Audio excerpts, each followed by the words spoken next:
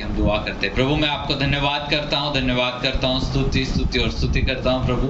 सचमुच में आप महान हैं, यहाँ पर आप आए हुए हैं, यहाँ पर आपका उपस्थिति हमेशा रहता है। हम आपको धन्यवाद करते हैं। आज का वचन फिर एक बार हम आपके हाथ में सौंपते हैं। हर एक जन यहाँ पर जो बैठा हुआ है सभी को इसके द्वारा आशीषित कीजिए और प्रभु परमेश्वर आपके राह में चलने के लिए सभी को सहायता कीजिए, सामर्थ्यशाली बनाइए।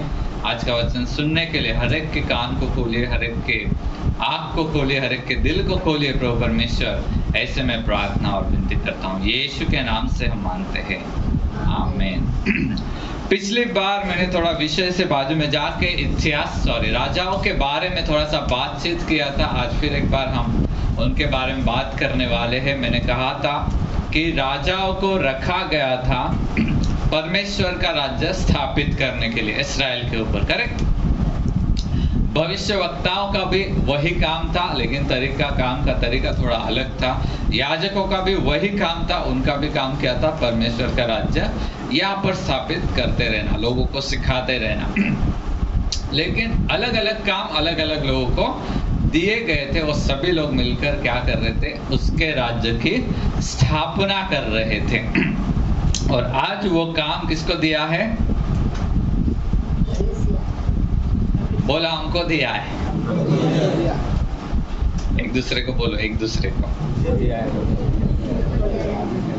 तुमको दिया है, हमको दिया है। अरे फिर अभी राजा का अभिषेक किसको दिया है? जोर से बोलो, हमको दिया है। याजक का अभिषेक किसको दिया है?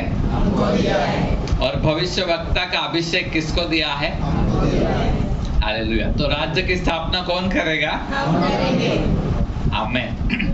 तो आपको राजा के ऑफिस में भी काम करना पड़ेगा, याजक के ऑफिस में भी काम करना पड़ेगा, और अपना भविष्यवक्ता के ऑफिस में भी आपको काम करना है, अपोस्टल्स के ऑफिस में आपको काम करना है, सुसमाचार प्रचारक के जो भी आपका मेजर अभिषेक है वहां पर हम सभी को, आपको, मुझे, सबको क्या करना है? उसमें काम करना है। जब हम वो काम करेंगे तब हम क्या कर रहे होते हैं? परमेश्वर के राज्य की स्थापना कर रहे होते हैं। आइए राजाओं की किताब में हम जाएंगे। इतिहास की किताब में इतिहास गवाह ऐसा बोलते हैं कि नहीं? इतिहास गवाह ऐसा क्यों बोलते हैं? इतिहास गवाह है क्योंकि उसका कारण ये है कि इतिहास को कोई बदल नहीं सकता। महात्मा गांधी यहाँ पर थे, उन्होंने ये किया, वो क्या है? अभी इतिहास है। उसको कोई बदल सकता है क्या? अभी पूरी दुनिया को मालूम है, इसलिए बोलते इतिहास गवाह है। तो यहाँ पर भी इतिहास की किताब है, राजाओं की किताब है, ये सब हिस्ट्री की किताब है। इस्राएल के अंदर क्या क्या हो गया, वहाँ का इतिहास क्या है, कैसे कैसे हुआ, किन किन राजाओं ने क्या क्या किया, और वो सारा इतिहास हमें गवाही देता है। और उस कुछ गवाहियों को हम देखेंगे, कुछ चीजें रिपीटेडली राइटर लिखता है वहां पर। जो भी लिखने वाला है, मैं आश्चर्य करता हूं आज के दिन में उन्होंने ये डेटा कैसे लिखा होगा, क्योंकि वो राजा मरने के बाद, उसका सत्ता खत्म होने के बाद ये लोगों ने लिखा हुआ है। चैप्टर के स्टार्टिंग में ही वो लिखते हैं, ये राजा आया और उसने इतने साल राज्य किया। तो वो मरने के बाद, राज्य खत्म होने के बाद वो लोग लिख रहे हैं कि उसने कितने साल राज्य किया, उसने एग्जैक्टली क्या क्या किया और क्या उसने नहीं किया और क्या उसको मिला। जो भी है, बहुत सारी बातें हम पढ़ते हैं। हम लोग इस वक्त जो है इतिहास की किताब में जाएंगे, राजाओं की किताब में भी हम जाएंगे, और थोड़ी सी बातें हम देखकर हम आगे जाने वाले हैं। कुछ एक बात मैं यहाँ पर बताने वाला हूँ। इतिहास की किताब और 22 या 23, एक मिनट में देखता हूँ।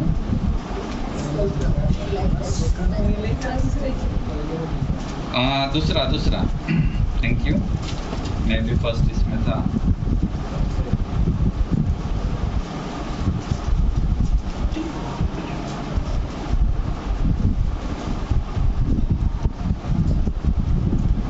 ठीक है, 24वां अध्याय, सॉरी, दूसरा इतिहास की किताब 24वां अध्याय 1 से लेके 3 वचन पढ़ेंगे। 1 से लेके 3 वचन हम पढ़ेंगे। जब योआश राजा हुआ तब वह 7 वर्ष तक राज्य करता रहा।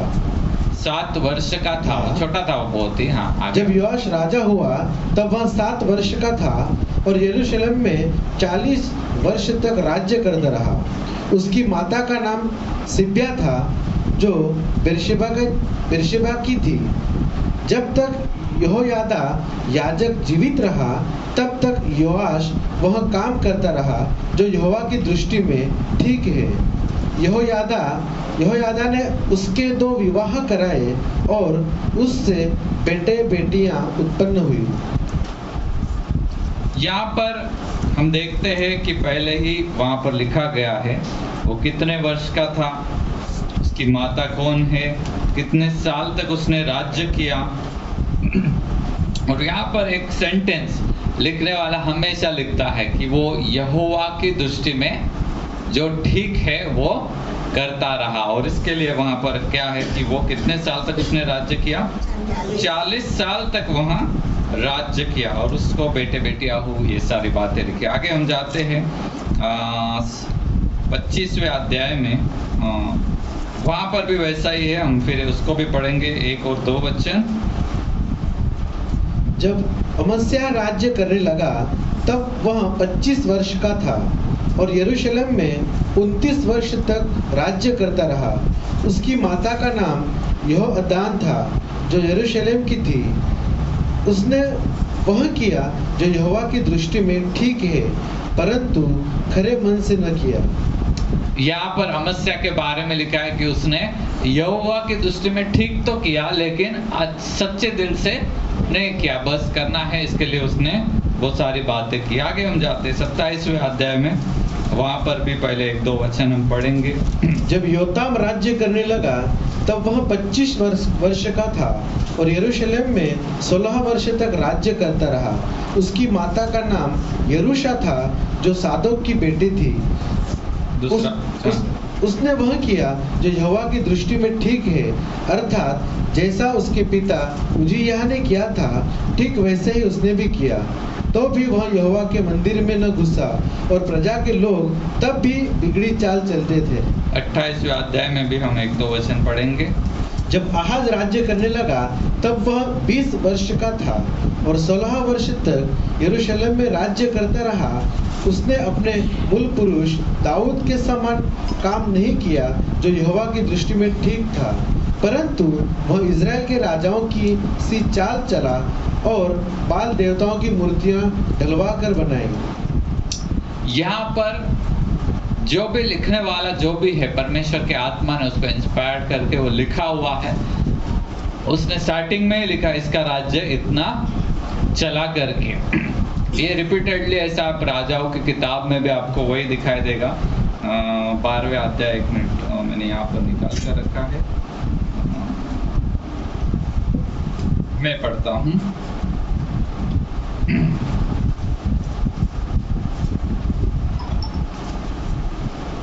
दूसरे राजा 12वां अध्याय। येहू 7वें वर्ष में येहू के 7वें वर्ष में योआश राज्य करने लगा और यरूशलेम में 40 वर्ष तक राज्य करता रहा। उसकी माता का नाम सिब्या था, जो बेर्शेबा की थी। जब तक यहोयाद याजक योआश को शिक्षा देता रहा तब तक वह वही काम करता रहा जो यहोवा की दृष्टि में ठीक है। तो भी ऊंचे स्थान गिराए न गए। प्रजा के लोग तब भी ऊंचे स्थान पर बलि चढ़ाते और धूप जलाते थे। तो हर एक राजा के बारे में, उसके बारे में ऐसा पहले से ही लिखा हुआ है। और एक सेंटेंस वो हमेशा ऐड करता है जो भी लिखने वाला, यहोवा की दृष्टि में ठीक किया, यहोवा की दृष्टि में ठीक नहीं किया। यहोवा की दृष्टि में जिन्होंने ठीक किया है उनका राज्य 40 साल और ऐसा सब बड़ा बड़ा है, और जिन्होंने यहोवा की दृष्टि में ठीक नहीं किया है उनका राज्य 2 साल, 5 साल, 10 साल, 17 साल इतना ही है, मतलब छोटा है।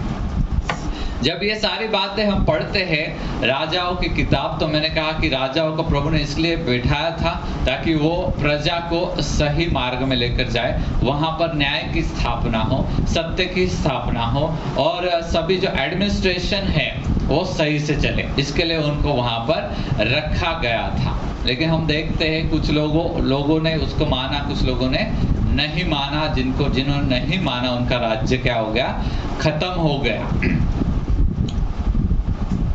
और उनकी जगह पे प्रभु ने किसी और राजा को बाद में बिठाया, ऐसे हम देखते हैं। इन राजाओं की तरफ देखकर हमको 2-3 चीजें समझ में आती है कि सत्ता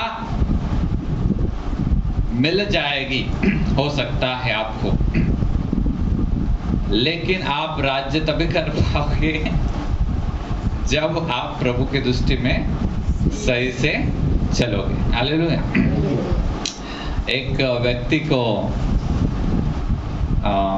बता रहा था, अगर मैं काफी साल पुरानी बात है, अगर मैं संस्था में सेक्रेटरी बन जाऊंगा तब मैं प्रभु के लिए बहुत कुछ कर सकता हूं, और तब मैं करूंगा, क्योंकि अभी का सेक्रेटरी कुछ अच्छा काम नहीं कर रहा है और आखिर तक रिटायर होने तक वो कभी सेक्रेटरी नहीं बना।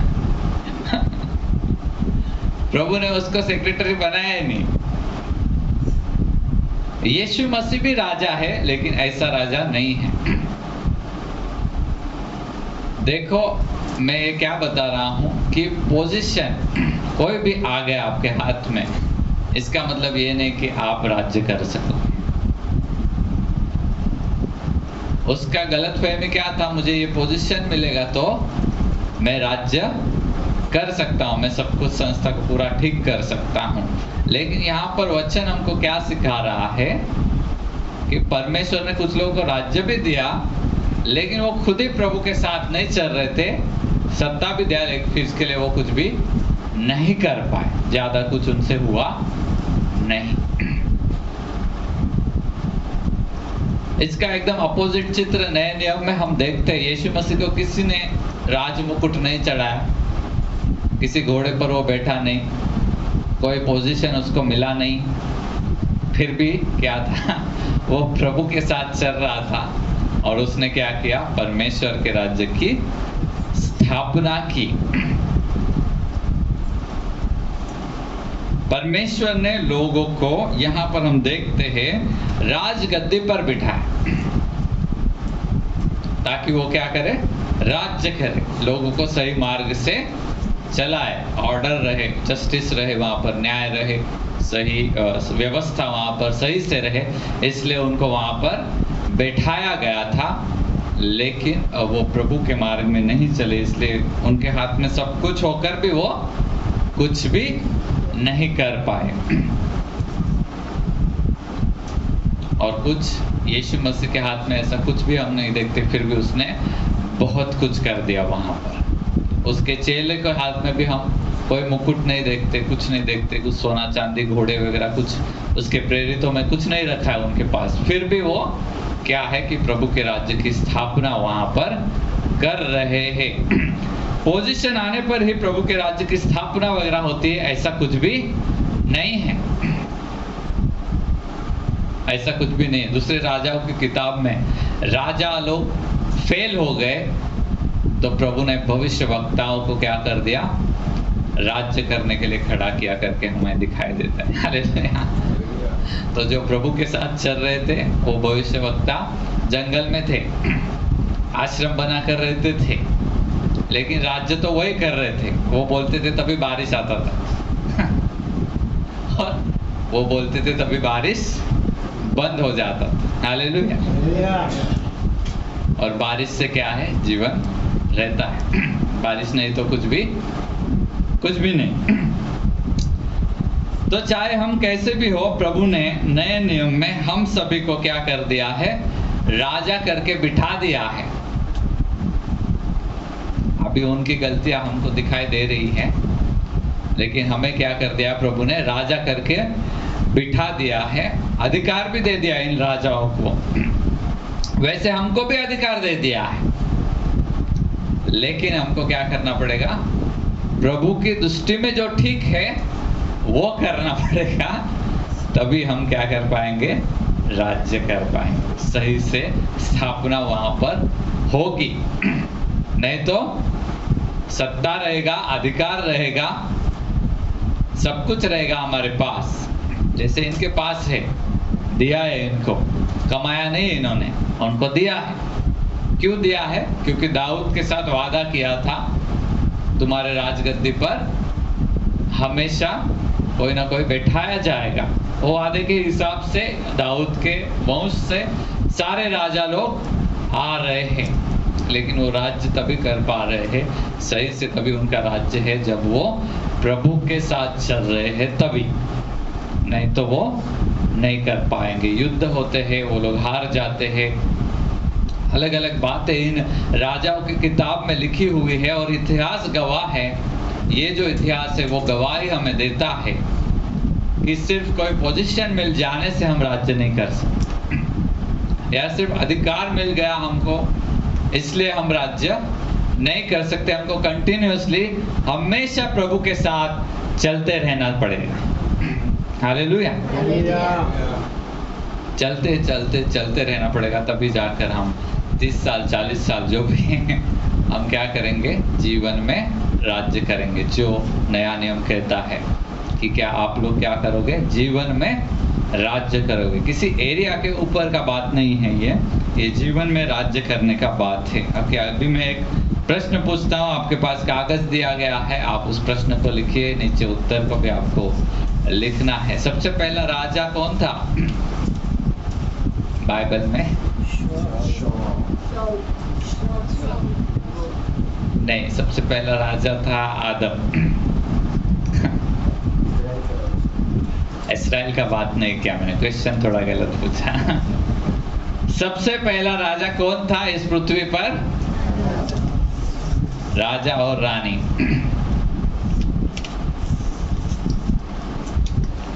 लिखो अभी, क्या करने से उसने अपना राज्य खो दिया? नहीं, आप क्वेश्चन लिखो और आंसर भी उधर ही लिखो। क्या करने से उसने अपने राज्य को, अधिकार को खो दिया? राज्य को खो दिया, अधिकार को खो दिया।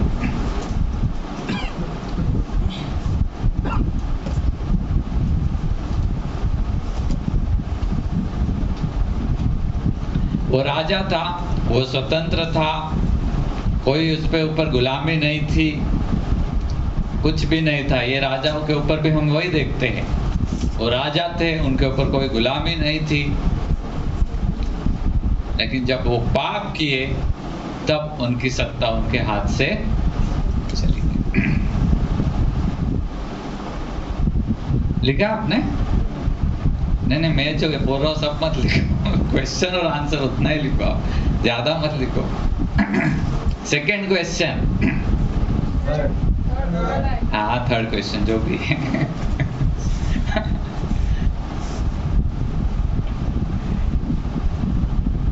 क्या करने से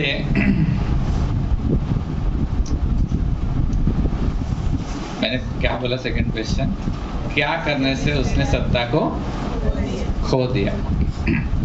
क्या करने से हम सत्ता को हासिल कर सकते हैं? लिखो।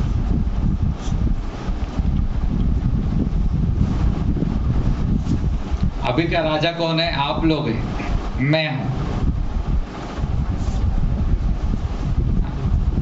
बोलो, क्या करने से?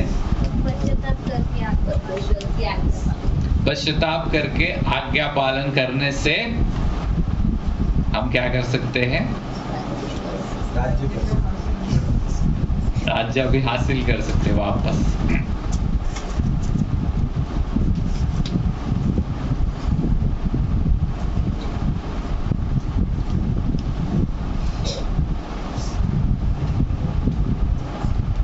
जो किया हम आदम ने, उसका उल्टा करने से हमारे हाथ में वापस सत्ता आने वाला है। Okay, fine. अभी नीचे रखो क्वेश्चन, ये सत्ता हम जीवन भर कैसे चलाएंगे?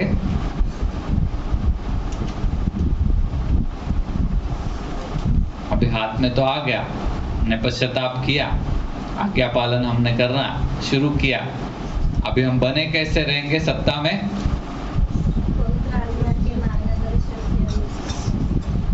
पवित्र आत्मा के मार्गदर्शन के अनुसार चलते रहने से। लिखो, सत्ता में अगर बने रहना है आपको तो क्या करना पड़ेगा? परमेश्वर के साथ हमको चलना पड़ेगा। राजाओं ने अपनी सत्ता खो दिया, आदम ने भी अपनी सत्ता को खो दिया। उसका कारण क्या था? प्रभु के साथ बने नहीं रहे, वो चले नहीं। आज ठीक है, आप लिख लो पहले जो भी को लिखना है, बाद में मैं बात करता हूँ। लिखा सबने? कितने लोगों ने लिखा? Okay, very good. तो बाइबल का कहानी बहुत सिंपल है कि नहीं?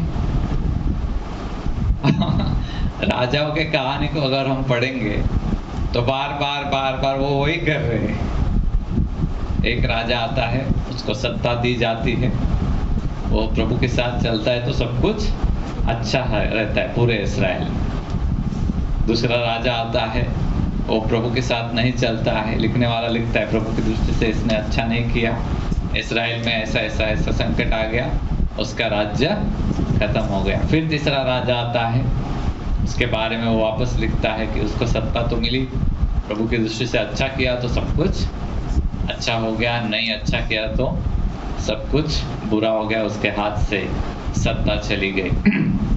ठीक है, आपके जीवन के लिए ओके, यीशु राजा जब आया था तो उसकी सत्ता को छीनने का प्रयास शैतान ने किया, उसकी भी परीक्षा ली गई। आप नीचे लिखो, शैतान मेरी भी सत्ता को छीनने का कोशिश करेगा, मेरी सत्ता और अधिकार को छीनने का कोशिश करेगा।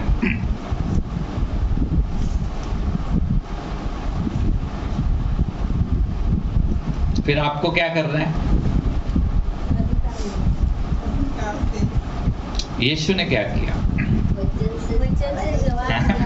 वही करो, नीचे लिखो। शैतान मेरा भी अधिकार छीनने के लिए आएगा, मुझे क्या करना है? जो यीशु ने किया वही, वचन से उसको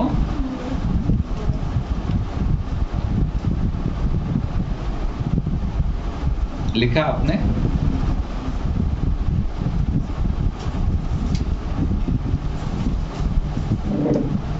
देखो, शैतान को मैंने पिछली बार भी बोला, अभी तक निकाला नहीं है प्रभु ने पूरा, वो बाद में निकालेंगे, प्रकाशित वाक्य में लिखा गया।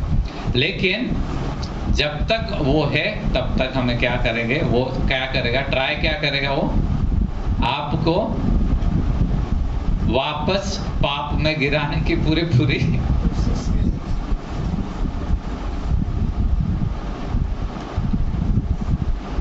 तो आपको क्या करना है?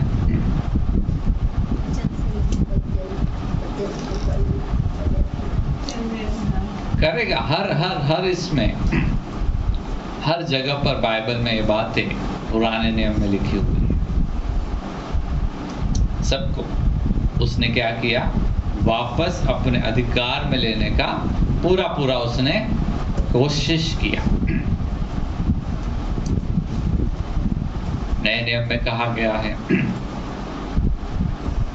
एक होशियार आदमी था, उसने घर बनाया, और एक बेवकूफ आदमी था, उसने,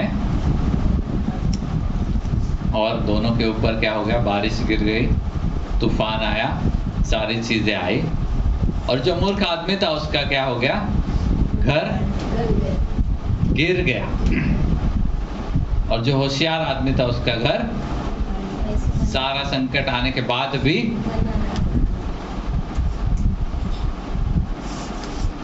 मसीह जीवन में हर किसी का घर कभी ना कभी टूटता है, क्योंकि हम वचन को गंभीरता से लेते नहीं, हम हमारे जीवन को गंभीरता से लेते नहीं हैं, और हम वापस उसी इसमें गिरते हैं। इन राजाओं की कहानियों की तरह हमारा जीवन चलते रहता है, कभी हार कभी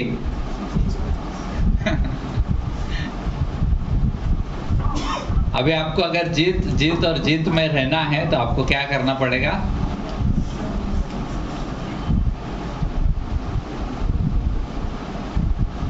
बोलो बोलो, जल्दी बोलो। इतने गंभीर बन गए लोग, कुछ बोल ही नहीं रहे। क्या करना पड़ेगा? राजाओं की किताब हमको क्या बोल रही है? वही तो बोल रही है हमको। वो भी जितने भी राजा, उनको अधिकार वगैरह भी दिया गया था, लेकिन शैतान आया उनके पास भी उनका सत्ता चुराने के लिए। और वो लोग अगर चले गए मूर्ति पूजा में या किसी भी पाप में, तो फिर वो उनके हाथ से चली जाएगी सत्ता। हमारे जीवन में भी एग्जैक्टली ऐसा ही है। परमेश्वर यीशु मसीह ने सारा सत्ता अधिकार खरीद लिया, बराबर। बाद में हमको सब कुछ फ्री में दे दिया। मेरा अधिकार ले लो, मेरा सामर्थ ले लो, मेरा अभिषेक ले लो। जैसे इन राजाओं को सब कुछ फ्री में मिलता था, जैसे मैंने बोला अभी सब कुछ तो दे दिया उसने। अभी ये राजा खुद ही जाकर पाप करेंगे और अपना अधिकार जो है वो खुद ही दुष्ट आत्मा को देंगे, तो उसमें प्रभु का क्या गलती? कुछ भी गलती नहीं है।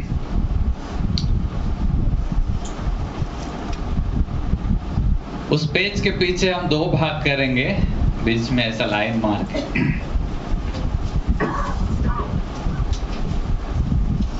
हाँ, ऐसे फोल्ड करके भी कर सकते हैं आप चाहे तो। बाद में आप इसको चिपका देना खुद के घर में। संजय भाई को मैंने बोला था पिछले बार ऐसा करने के लिए। ऊपर लिखेंगे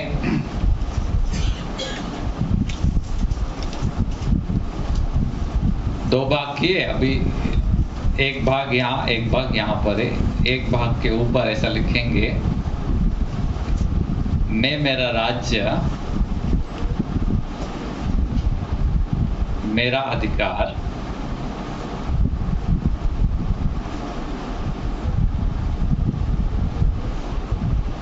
नीचे लिखे,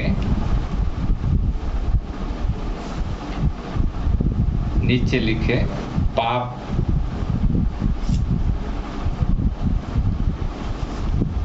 करके शैतान को नहीं दूंगा या दूंगी।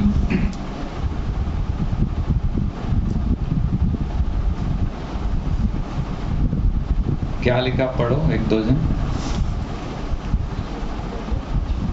मेरा राज्य, मेरा अधिकार हाँ, पाप करके शैतान को नहीं दूंगा। नहीं दूंगा या नहीं दूंगी। नीचे जाके आप घर पे जाके आप क्या क्या पाप करते हैं लिख देना।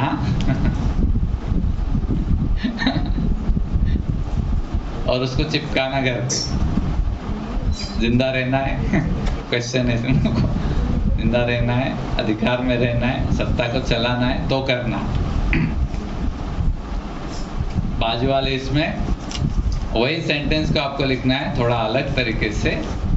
कैसा लिखेंगे हम कि मैं ये और ये करके धार्मिकता करके मेरा अधिकार प्रभु के हाथ में ही रखूंगा। कैसे लिखेंगे उसको? मैंने सोच के रखा था, मैं भूल गया। वहां पर हम लिख रहे हैं कि ये पाप करके मैं मेरा अधिकार नहीं दूंगा। यहाँ पर हमको लिखना है ये करके मैं अपना अधिकार प्रभु के साथ बना रहूंगा। वो वाला बात है।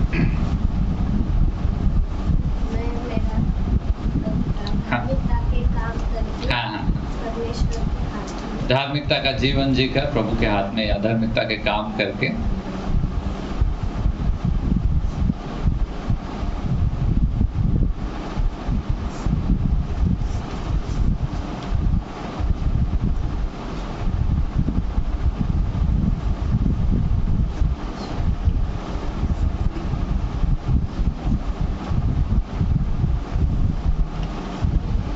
ओके। 2 चीजें लिख दी आपने अलग अलग। अभी बाकी काम तो आपको ही करना है। घर पर जाके आपको लिखना है कि आप कौन से पाप कर रहे हैं, और उसके ये साइड में आपको लिखना है कि ये छोड़ने के बाद मैं ये करने वाला। समझ में आया आपको? ये कर छोड़ने के बाद आपको कौन सी गलत आदतें हो सकती है, आपके जीवन में कुछ बुरे विचार हो सकते हैं, बुरे उद्देश्य हो सकते हैं। उद्देश्यों को भी लिखना आपने, उद्देश्य क्या है आपके, क्योंकि प्रभु जब न्याय करेगा उद्देश्यों को भी जज करने वाला है। किस उद्देश्य से मैंने कौन सा काम किया, या मैं करता हूँ जनरली अपने फायदे के लिए सभी काम मैं करता हूँ, अपने नाम के लिए करता हूँ, क्या क्या उद्देश्य वगैरह वगैरह। उद्देश्य क्या है हमारा, प्रभु का उद्देश्य क्या था। यीशु ने बोला क्लियर, तेरा राज्य आए, तेरी इच्छा। तो आपको ऐसा लिखना पड़ेगा, मेरा ये उद्देश्य था कि मेरा राज्य आए, मेरी इच्छा पूरी हो। अब मैं वो बदल रहा हूँ, तेरा राज्य आए और तेरी इच्छा पूरी हो। हालेलुया। अगर आपको कुछ भी गलत आदत है तो उसके सामने कुछ अच्छी आदत लिख दो, जो आप वचन के अनुसार आपको मालूम है, वो सारी बातें आपको लिखनी है वहां पर। जब भी आप लिखोगे, ऐसा करोगे और चिपकाओगे, तो क्या होगा, आप हमेशा विजय में चलोगे। Hallelujah, hallelujah. होता क्या है मसीह जीवन में, या इवन इस बाइबल में ऐसा है कि हम खुद, जैसे आदम ने खुद अपना अधिकार शैतान को दे दिया, बराबर। प्रभु ने शैतान को अधिकार नहीं दिया था, प्रभु ने किसको दिया था, आदम को दिया। आदम ने दिया, हवा को तो फंसाया गया, चलो ठीक है। आदम ने कैसे दिया, जानबूझ के पाप कर लिया। उसको पता था ये नहीं खाना है, फिर भी उसने खा लिया उसको, और अपना अधिकार जो उसको दिया था वो शैतान के पास चला गया। अब नए नियम में भी वही बातें हो रही है हमारे जीवन में। अगर हम पाप करते हैं तो हम बोलते हैं कि शैतान ये ले, मेरा अधिकार तू रख ले। फिर शैतान आता है, उल्टा लटका के हमें बहुत मारता है। अच्छा तुरंत नहीं करता वो बोलता है और थोड़ा पाप का मजा कर ले तू, बाद में मैं आता हूँ चोरी घात और नाश करने। तो जो कुछ भी आपका चुराया गया, घात हो गया, नाश हो गया,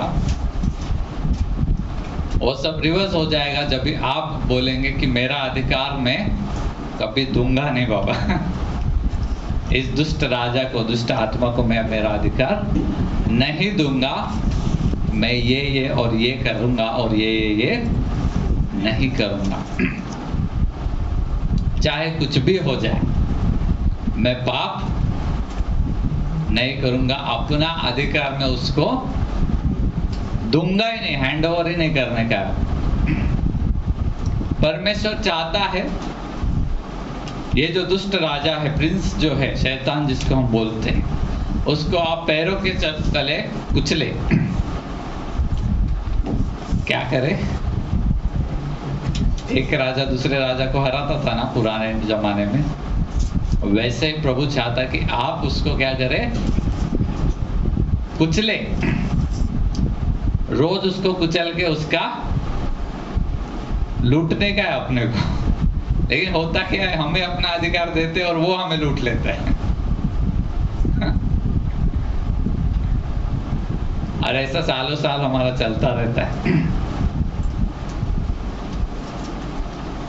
नाराज होने की बात नहीं है, सच्चाई आपको क्या करेगी, स्वतंत्र करेगी। आप मान्य हो जाओगे कि हाँ प्रभु मैंने ही ऐसा किया, मैंने ही अपना अधिकार शैतान को दिया पाप करके, और अब मैं पश्चाताप करके आया हूँ, अब मैं वो गलती नहीं करूँगा, तो उल्टा आपके लिए बहुत ही अच्छा हो जाएगा। आप देखोगे कि आपके जीवन में आप विजय के ऊपर विजय में चल रहे हो। वो वाला जीवन का चख लेने के बाद आपको वापस पाप करने की इच्छा नहीं होगी, आप वापस उस गुलामी में जाने की इच्छा नहीं रखोगे। हालेलुया।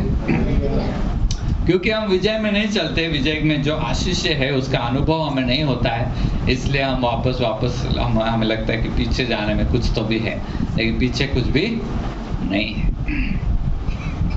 कुछ भी नहीं है। सेकंड सेंटेंस क्या लिखा, टाइटल क्या लिखा? हाँ, क्या लिखा पढ़ो। हाँ,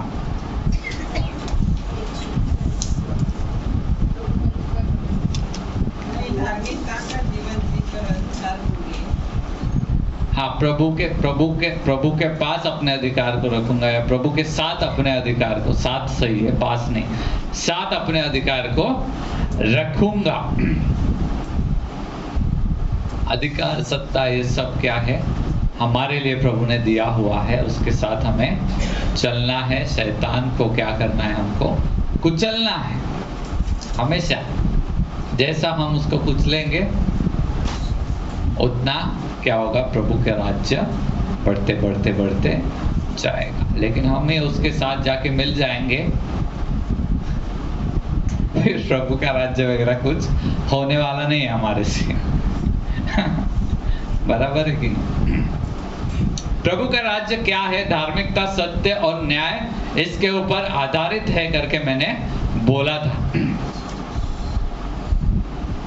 बेनी प्रसाद को आपने सुना है कभी? बेनी प्रसाद म्यूजिक, बहुत ही सुंदर वो म्यूजिक बजाता है, क्रिश्चियन आर्टिस्ट है।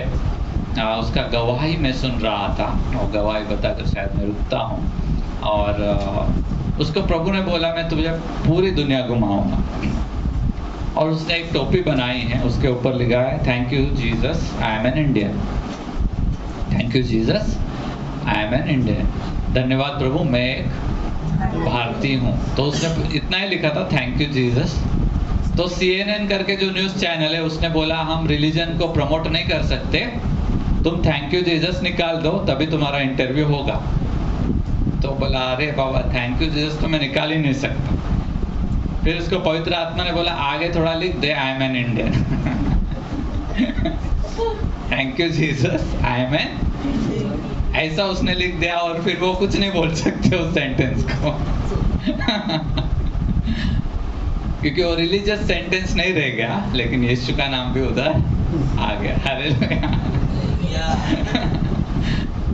तो वो बोलता है कि वहां पर मेरा इंटरव्यू हुआ, बहुत सारे मतलब टीवी चैनल्स पर ऐसा हो गया, बहुत सारे टीवी चैनल्स ने उसको कवरेज किया है, बड़ी बड़ी कलीसियाओं में, चाइना में हो या मुस्लिम देशों में, हर जगह पे उसको प्रभु लेकर गया।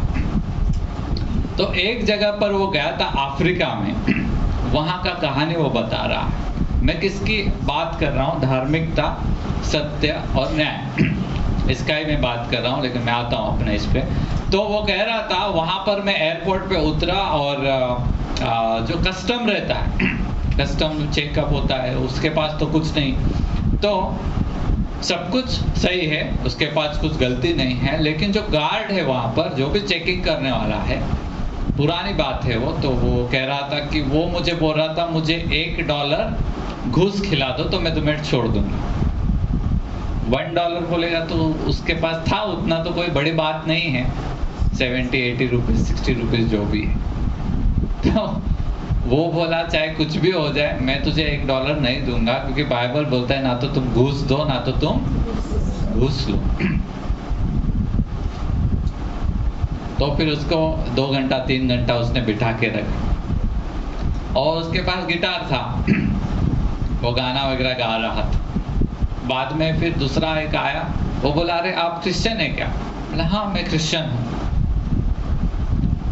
तो फिर उसने बोला कि मेरे लिए प्रार्थना करो, वो दूसरा गार्ड था। फिर उसने पूछा आपको इधर क्यों रखा है? और बोला कि ऐसा ऐसा हुआ तो इसने मुझे ऐसा रखा। फिर वो गार्ड गया उसके पास, उसके बातचीत किया, और फिर वो भी आया जिसने $1 मांगा था। वो बोला अरे आप तो क्रिश्चियन हैं, मेरे लिए भी प्रार्थना करो। फिर उसके लिए प्रार्थना किया तो बोला अच्छा लग रहा है अभी मुझे, ठीक है मैं आपको जाने देता हूँ। ये कहानी से वो बोलता है $1 देना या नहीं देना कोई बड़ी बात नहीं थी, उस वक्त भी उसके पास पैसा था। लेकिन अगर हम प्रभु के राज्य की स्थापना करना चाहते, हम बोलते हैं कि हमको स्थापना करने के लिए रखा है, हम राजा है इधर, और अगर हम ही घूस दे रहे हैं या हम ही उस असत्य का सहारा ले रहे हैं,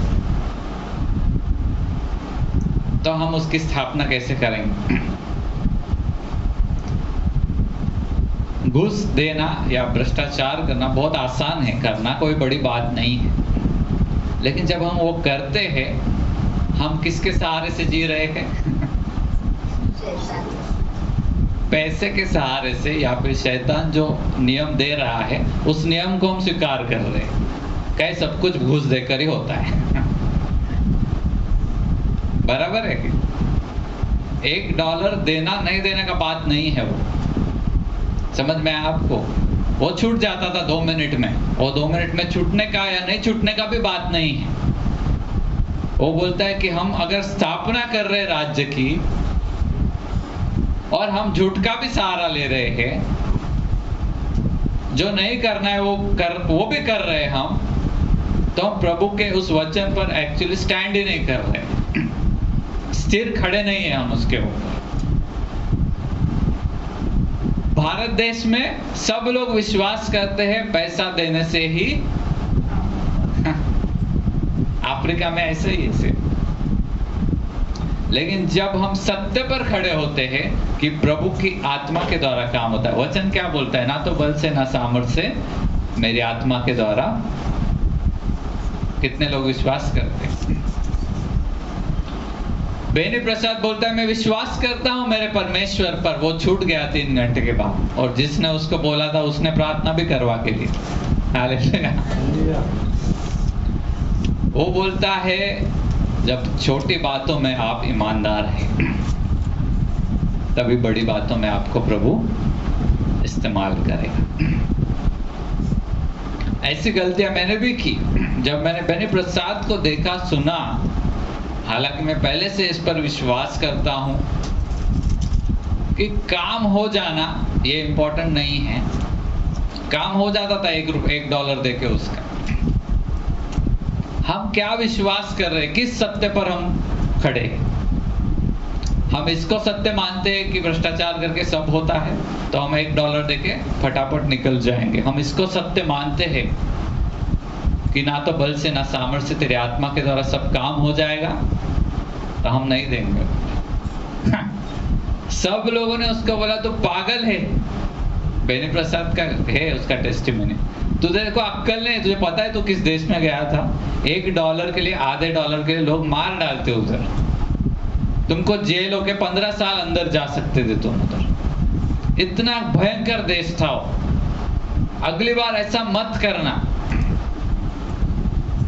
जिसने भी उसको बुलाया था, वहां का जो भी अधिकारी था, वो भी क्रिश्चियन है, वो बता रहा है ऐसा कभी भी मत करना, ये देश बहुत ही ज्यादा भयंकर है। बेनी प्रसाद बोलता है सत्य के लिए मरने के लिए मैं तैयार हूं। हालेलुया।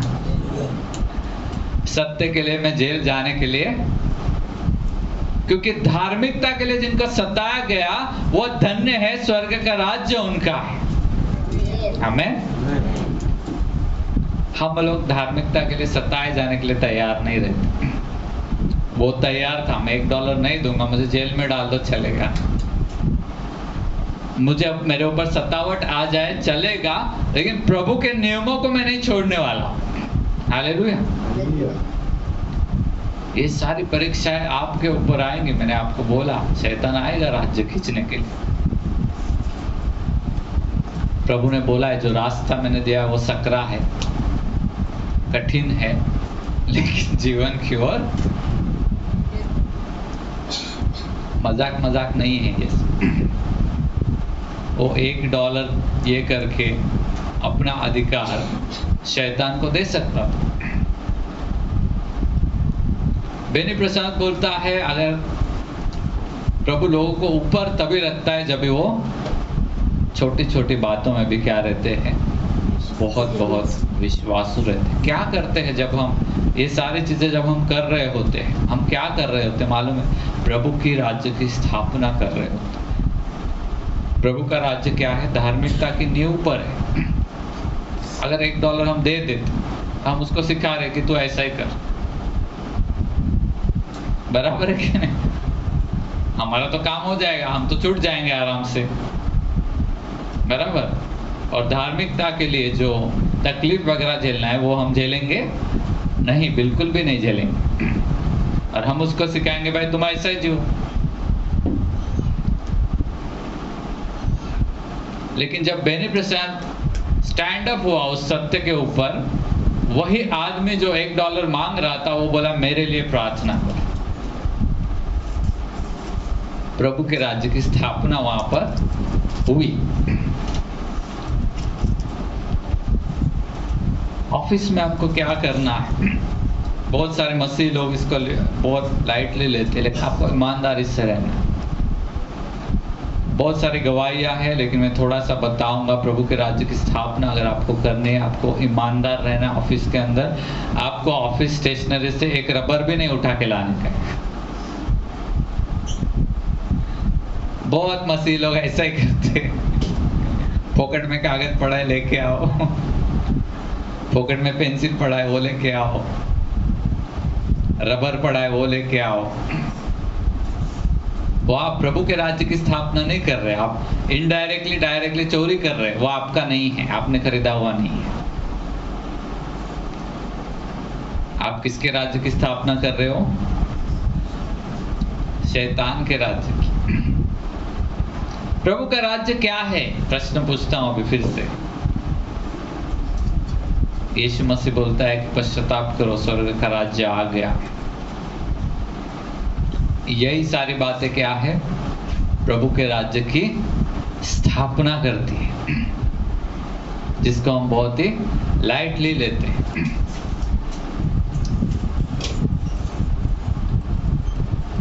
उल्टा सीधा करना भारत देश में सबको पसंद है,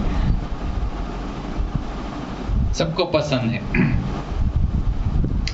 लेकिन प्रभु ने हमको क्या दिया है? नियम दिया है। ईमानदारी कौन है, क्या है, और सब प्रभु देखता रहता है। और जब हम ईमानदारी से चलते हैं, खड़े रहते हैं, पवित्र आत्मा हमको सहायता करता है। बेनी प्रसाद को बोला था कि मैं तुझे दुनिया घुमाऊंगा। वो बोला $1 की वजह से मैं नहीं रुकने वाला था, मुझे पता था मेरा परमेश्वर निकालेगा। हालेलुया। उसने नहीं दिया। वो बोला मैं किसी भी एयरपोर्ट पे नहीं देता, आज भी नहीं देता और मैं कभी भी नहीं दूंगा। ऐसे दूसरे भी बहुत सारे अनुभव है, जिसको वो बोलता है कि कठिनाइयों से मैं गया। दुनिया घूमना लोगों को बहुत अच्छा लगता है, वह सभी देश में जाना, घूमना फिरना, मस्त खाना, लेकिन ऐसा नहीं है। ये रास्ता कठिन है, सकरा है, छोटा है, लेकिन क्या है? जीवन की ओर लेकर जाता है। सभी लोग मैं बोलता हूँ, मैं भी ये सारी चीजों को बहुत लाइटली लेता हूँ। जब मैं उसको सुना फिर एक बार, हालांकि मैंने काफी किताबों में सेम ऐसी कहानियां बहुत बार पढ़ी है। एक और बात मैं बताता हूँ, अभी मैं नहीं सुन रहा था। एक आदमी बोला मैं रविवार को अपना होटल बंद करूंगा, क्योंकि क्या है? चर्च है।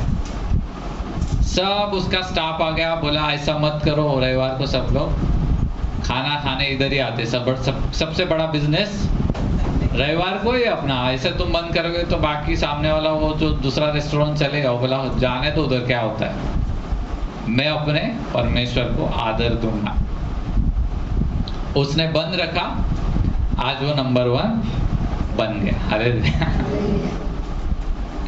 एक किसान का कहानी भी मैंने बोला था आपको। वो भी रविवार को सारा खेती बीती छोड़ के आता था हमेशा। बाकी लोग अरे बारिश आया, ये आया, वो आया, ऐसा काम करेंगे, ऐसा काम करेंगे। बाद में फसल आने के बाद इसका ज्यादा और बाकी लोग का कम। प्रभु को जो आदर देता है बिजनेस वगैरह बंद करके, आपको क्या लगता है वो कुछ देखता नहीं? ऐसा नहीं। ये सारी बातें हमें छोटी लगती है, लेकिन प्रभु क्या करता है? देखता है छोटी छोटी बातों में, ये क्या कर रहा है, ये क्या कर रही है, और वैसे वैसे हमें हर एक बात में क्या करता है? वो आशीषित करते जाता है। यहाँ पर ये वचन में लिखने वाले ने लिखा, प्रभु के दृष्टि में जो राजाओं ने अच्छा किया, सही किया, उनका राज्य क्या होते गया? बना रहा या बढ़ते रहा। और जो राजाओं ने प्रभु की दृष्टि में सही नहीं किया, कुछ कुछ लोगों ने आधे दिल से किया, ऐसा भी लिखा है, आधे आधे दिल से किया, आधा अधूरा किया, थोड़ा नहीं किया, ये सारी बातें लिखी। उसका न्याय क्या होगा मुझे पता नहीं, बाइबल नहीं बोलता, लेकिन न्याय तो होगा एक दिन। तो प्रभु के राज्य की हम स्थापना करने के लिए हमें रखा गया है,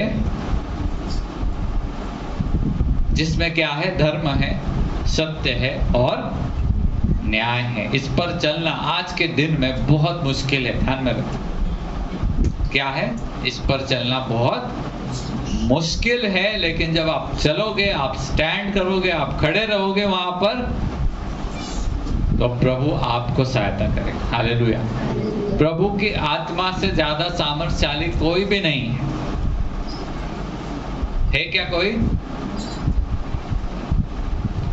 हम बोलते हैं ना, पराक्रमी राजा कौन है? सेनाओं का यहोवा, वही पराक्रमी राजा है और वही हमारे साथ है। तो जितनी भी असंभवताएं आप सोचते हो कि ऐसा करना ही पड़ेगा, वैसा करना ही पड़ेगा, तभी मेरा काम होगा, ऐसा मत सोचो। हालेलुया। असंभवताएं वगैरह कुछ भी नहीं है प्रभु के लिए। सब कुछ क्या है? संभव है। सब कुछ संभव है। एक आदमी आपका काम नहीं करेगा, प्रभु दूसरा भेजेगा। जैसे बेनी प्रसाद के लिए हुआ, वो गार्ड ने उसको रोक के रखा, तो उसको छुड़ाने के लिए दूसरा आ गया। जान पहचान नहीं ना, कुछ नहीं ना, कुछ नहीं। प्रभु आपको छुड़ाएगा, प्रभु आपको बचाएगा, प्रभु आपको पाप ना करे इसके लिए सामर्थ्य बनाएगा, और शैतान आपको पाप करे इसके लिए मजबूर करेगा। है कि नहीं? मजबूर किया जाता है, काम ही नहीं हो रहा, उधर पैसा नहीं दे रहा हम लोग, तो ऐसा हम लोग बोलते, मुझे नौकरी नहीं मिलेगी, मुझे वो नहीं मिलेगा, मुझे ये नहीं मिलेगा, पैसा नहीं दिया तो। शैतान मजबूर करता है कि आप पाप करें। आप आज लिखने वाले हो घर जाके कि मैं करने वाला नहीं हूं। लिखो इसको, ये मैं करने वाला नहीं हूं। ऐसा आप करोगे, आपके आंखों के सामने वो रहेगा, तो सचमुच में आप नहीं करोगे। आप उसको जाके घर पे ऐसे फेंक दोगे, फिर मैटर क्लोज हो गया। अगले रविवार को जब मैं पूछूंगा, हाँ पिछले रविवार क्या सिखाया, फिर हम बोलेंगे हमने अच्छे अच्छे सपने देखे, हमारा सब कुछ आशीषित हो रहा है, ऐसा ऐसा। लेकिन वो सिर्फ सपने रहेंगे, होगा नहीं वैसे। हालेलुया। तो प्रभु की राज्य की हमें स्थापना करनी है, तो हर एक प्रभु का नियम क्या है? स्वर्ग में स्थिर किया गया है। पृथ्वी और आकाश सब मिट जाएंगे, लेकिन मेरे वचन कभी भी नहीं मिटेंगे। उस वचन को लेके ही हमको चलते रहना है। जब हम चलते हैं उसको लेकर, तब हम प्रभु की राज्य की स्थापना कर रहे होते हैं। जब उस वचन को छोड़ के हम दूसरा कुछ भी करते हैं, तो हम ऑटोमेटिकली शैतान के राज्य की स्थापना करने में उधर चले भी जाते हैं, हमको समझ में भी नहीं आता।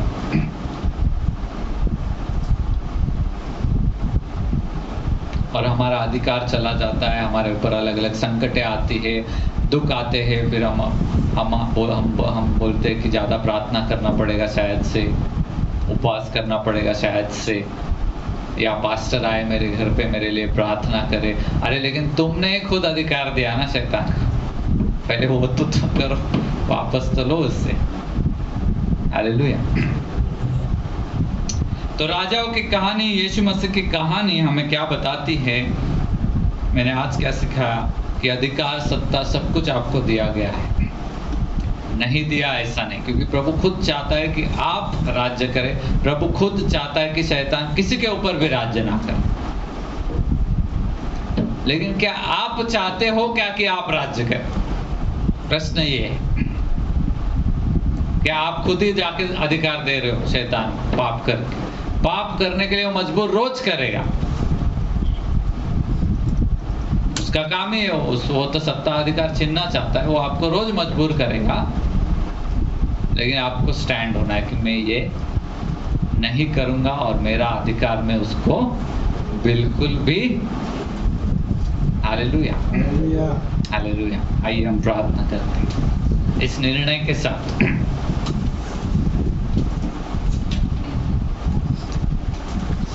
प्रभु हम आपको धन्यवाद करते हैं। सचमुच में प्रभु सारा अधिकार सारी सत्ता प्रभु आपने शैतान से ली, हमें दे दी। हम आपको धन्यवाद और धन्यवाद करते हैं। कितना सुंदर जीवन प्रभु परमेश्वर आपने दिया। हम आपको कोटि कोटि धन्यवाद करते हैं। हम किधर भी नहीं थे, पाप में गिरे हुए थे, पाप में मरे हुए थे, वहां से उठाकर प्रभु आपने राज गद्दी पर बिठा दिया। हम आपको धन्यवाद और धन्यवाद करते प्रभु। हमें क्षमा कीजिए प्रभु, इतने दिनों तक प्रभु हम वापस वही अधिकार हमारे शत्रु को हम दे रहे थे। हम वापस वही आदतों में जाकर हमारा ही नुकसान करवा के ले रहे थे। वापस झूठ पर विश्वास करके झूठ पर हम चल रहे थे, और सारे पापों के लिए हम क्षमा कीजिए प्रभु परमेश्वर। क्षमा कीजिए। बहुत बार हमने खुद ये सोचा कि पैसे के बिना काम ही नहीं होगा। बहुत बार हमने खुद ऑफिस से ये लेकर आओ, वो लेकर आओ, ऐसा झूठा काम किया। बहुत बार हमने झूठ का सहारा लेके अपने आप को बचाने का कोशिश किया। क्षमा कीजिए प्रभु परमेश्वर, क्षमा कीजिए प्रभु। आज फिर एक बार हमने अपने उस कागज पर लिखा है, हम ये करेंगे, हम ये नहीं करेंगे। आपके सामने सारी बातें हमने लिखी है प्रभु। और प्रभु परमेश्वर इस पर ये हफ्ते में चलने के लिए हमें सहायता कीजिए प्रभु परमेश्वर। हम अपनी ताकत से, अपनी बुद्धि से, अपने सामर्थ्य से ये सब नहीं कर सकते प्रभु। इसलिए प्रभु परमेश्वर हमारी सामर्थ्य राजा, हम समर्पित होते हैं फिर एक बार। ये लिख तो दिया है हमने कि हम नहीं करेंगे और ये करेंगे, लेकिन ये करने के लिए प्रभु आपके आत्मा का हमें सहायता चाहिए, आपके लोगों का, आपकी संगति का हमें सहायता चाहिए। और सारी बातें आप दीजिए प्रभु परमेश्वर। और प्रभु इस हफ्ते में जब शैतान आएगा मजबूर करने प्रभु, हम कभी भी मजबूर ना हो प्रभु, ऐसा आप होने दीजिए। ऐसा सामर्थ्य हमें बनाइए प्रभु।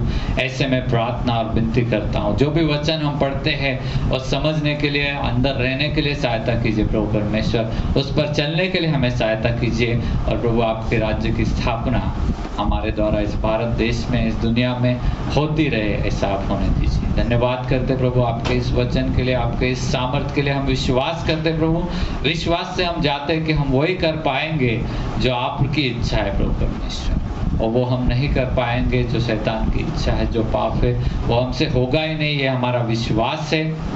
यही विश्वास के साथ प्रभु ये आज का हफ्ता हम शुरू करते हैं। धन्यवाद करते हैं हमारे हर एक प्रार्थना के लिए, हमारे निर्णय को आपने आदर दिया, हमें सहायता किया, इसके लिए यीशु के नाम से